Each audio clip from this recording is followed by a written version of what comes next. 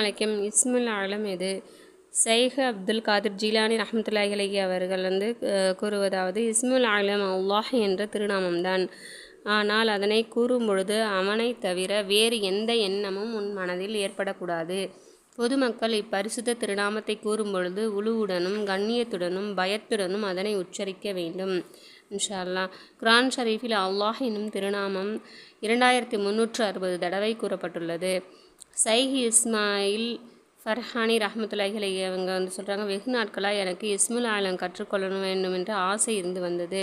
பெரும் முயற்சி செய்து பல நாட்கள் பட்டினியும் இருந்து முயற்சித்தேன். சில சமயங்களில் பசியினால் மயங்கி உணர்வு இழந்து கீழே விழுவதும் உண்டு.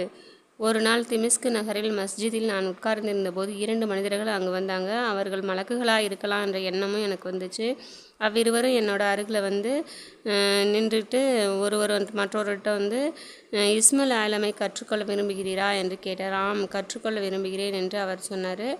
நானும் கவனத்தோடு கேட்க ஆரம்பித்தேன். அப்பொழுது அந்த முதலாம் அவர் அல்லாஹ் என்னும் திருநாமம்தான் அப்படின்னு சொன்னார். மேலும் இஸ்முல் ஆலமை கற்றுக்கொள்வதற்கு மிகப்பெரிய தகுதியும் கட்டுப்பாடும் சகிப்புத்தன்மையும் அவசியமாகும். பெரியார் ஒருவருடைய சம்பவம் ஒன்று இப்போ நான் சொல்கிறேன். அதாவது, அவர் இஸ்முல் ஆலமை அறிந்திருந்தார். ஒரு ஃபக்கீர் அவரிடம் சென்று எனக்கு இஸ்முல் ஆலமை கற்றுக்கொள்ள எனக்கு கேட்குறாரு.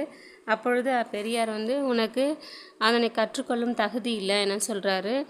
எனக்கு தகுதி இருக்கிறது என்று அந்த ஃபக்கீர் திரும்பவும் சொல்கிறாரு.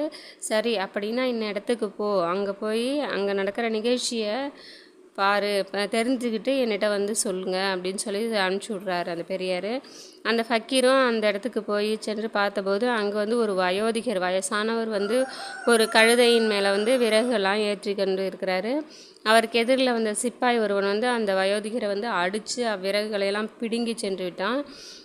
பிடுங்கிட்டு போயிட்டான். இதை பார்த்து கொண்டிருந்த அந்த ஃபக்கீருக்கு சிப்பாயின் மீது மிகுந்த கோபம் வந்துருச்சு. அவங்களுக்கு திருப்பி பெரியார் நடந்த நிகழ்ச்சியெல்லாம் சொல்கிறாங்க.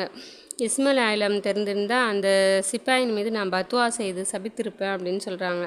அப்பொழுது பெரியார் விறகுக்கார வயதிடம் இருந்து தான் நான் அவங்க வயசானவர்கிட்ட இருந்து தான் நான் இஸ்முல் ஆலத்தையே கற்றுக்கொண்டேன் அப்படின்னு சொல்கிறார். அதனால் எனவே அல்லாஹ் என்ற வார்த்தையை நம்ம பொறுமையோடும் சகிப்புத்தன்மையோடும் ஓதுவதற்கு இல்லாமல் இந்த இஸ்முல் ஆலத்தை ஓதுவதற்கு இல்லாமல் தௌஃபீக் செய்வானாக. ஆமீன்.